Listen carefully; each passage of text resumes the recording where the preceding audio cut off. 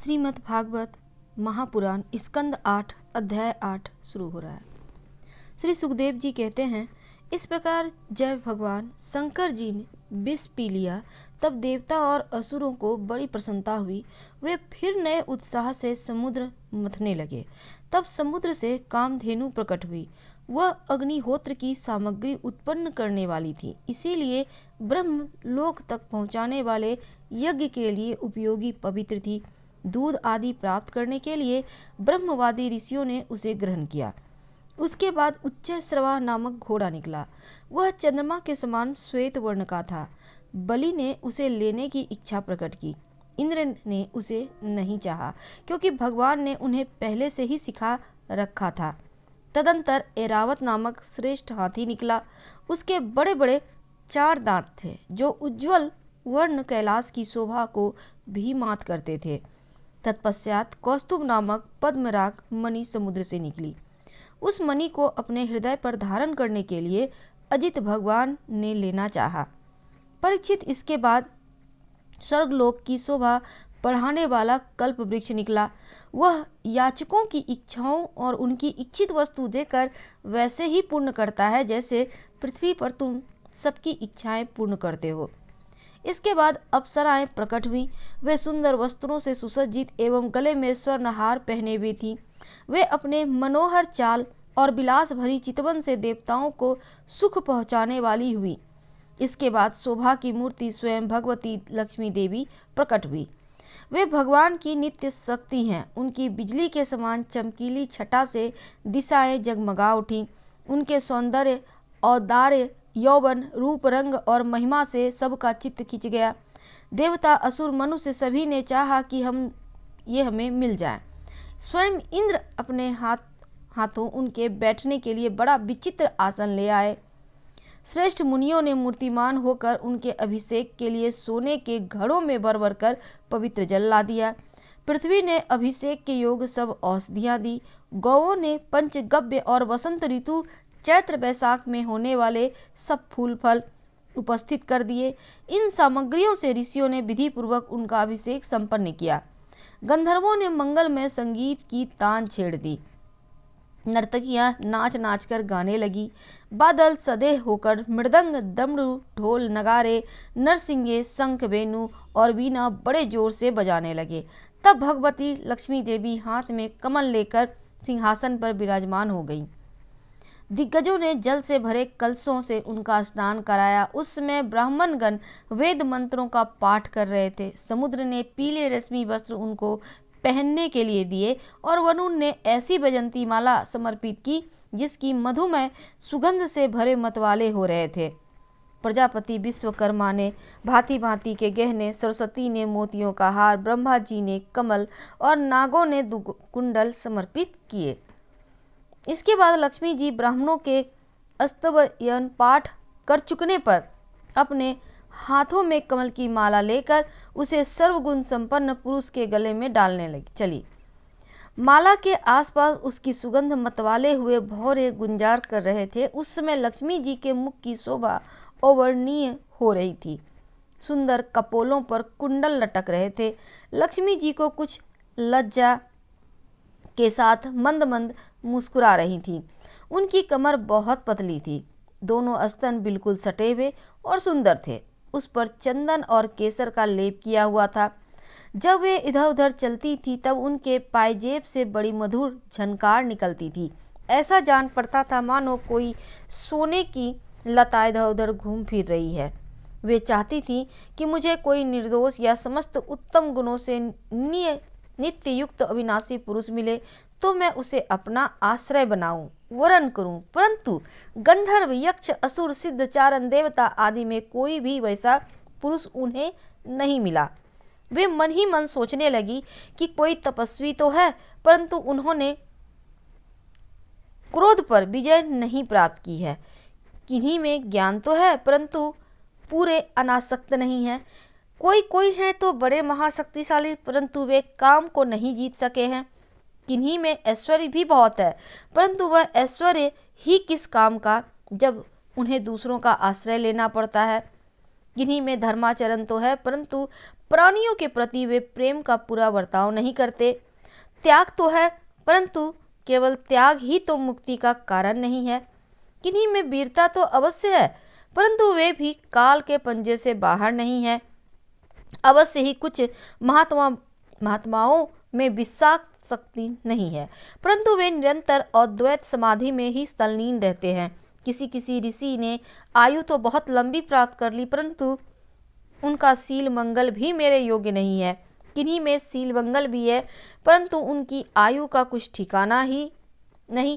अवश्य ही किन्हीं में दोनों ही बातें हैं, परंतु वे अमंगल वेश में रहते हैं। रहे एक भगवान विष्णु, उनमें सभी मंगलमय गुण नित्य निवास करते हैं, परंतु वे मुझे चाहते ही नहीं। इस प्रकार सोच विचार कर अंत में श्री लक्ष्मी जी ने अपने चिर अभिष्ट भगवान को ही अपने वर के रूप में चुना, क्योंकि उनमें समस्त सद्गुण नित्य निवास करते हैं। प्राकृत गुण उनका स्पर्श नहीं कर सकते और अनिमा आदि समस्त गुण उनको चाहा करते हैं, परंतु वे किसी की भी अपेक्षा नहीं रखते। वास्तव में लक्ष्मी जी के एकमात्र आश्रय भगवान ही है। इसी से उन्होंने उन्हीं को वरण किया। लक्ष्मी जी ने भगवान के गले में वह नवीन कमलों की सुंदर माला पहना दी, जिसके चारों ओर झुंड के झुंड मतवाले मधुकर गुंजार कर रहे थे। इसके बाद लज्जापूर्ण मुस्कान और प्रेम पूर्ण चितवन से अपने निवास स्थान उनके वक्ष स्थल को देखती हुई वे उनके पास ही खड़ी हो गई। जगत पिता भगवान, जगत जननी, समस्त संपत्तियों के अधिष्ठात्री देवता श्री लक्ष्मी जी को अपने वक्ष स्थल पर ही सर्वदा निवास करने का स्थान दिया।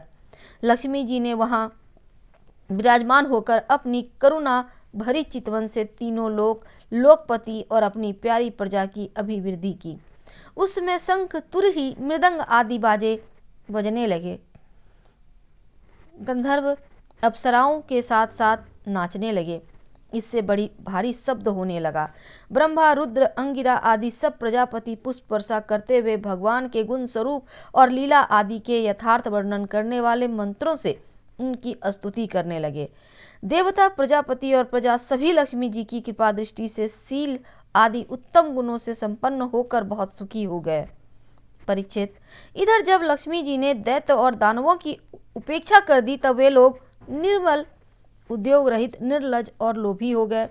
इसके बाद समुद्र मंथन करने पर कमल नयनी कन्या के रूप में वारुणी देवी प्रकट हुई। भगवान की अनुमति से दैत्यों ने उसे ले लिया।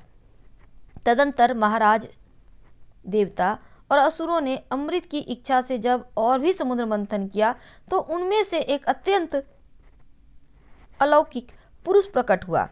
उसकी भुजाएं लंबी एवं मोटी थी, उसका गला शंख के समान उतार चढ़ाव वाला था और आंखों में लालिमा थी। शरीर का रंग बड़ा सुंदर सांवला सांवला था। गले में माला, अंग अंग सब प्रकार के आभूषणों से सुसज्जित, शरीर पर पीताम्बर, कानों में चमकीले मणियों के कुंडल, चौड़ी छाती, तरुण अवस्था, सिंह के समान पराक्रम, अनुपम सौंदर्य, चिकने घुंघराले बाल लहराते हुए उस पुरुष की छवि बड़ी अनोखी थी। उनके हाथों में कंगन और अमृत से भरा हुआ कलश था। वह साक्षात विष्णु भगवान के अंशावतार थे। वे ही आयुर्वेद के प्रवर्तक और यज्ञ भोक्ता धन्वंतरी के नाम से प्रसिद्ध हुए। जब दैत्यों की दृष्टि उन पर पड़ी, उनके हाथ में अमृत से भरे हुए कलश पर पड़ी, तब उन्होंने शीघ्रता से बलात् उस अमृत के कलश को छीन लिया। वे तो पहले से ही इस ताक में थे कि किसी तरह समुद्र मंथन से निकली हुई सभी वस्तुएं हमें मिल जाए। जब असुर उस अमृत से भरे कलश को छीन ले गए, तब देवताओं का मन विषाद से भर गया। अब वे भगवान की शरण में आए। उनकी दीन दशा देखकर भक्त वांछित कल्पतरु भगवान ने कहा, देवताओं, तुम लोग खेद मत करो, मैं अपनी माया से उनमें आपस में फूट डालकर अभी तुम्हारा काम बना देता हूँ।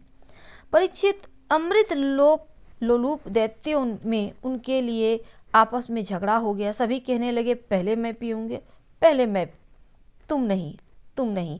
उनमें जो दुर्बल थे वे उन बलवान दैत्यों का विरोध करने लगे जिन्होंने कलश छीनकर अपने हाथ में ले लिया था।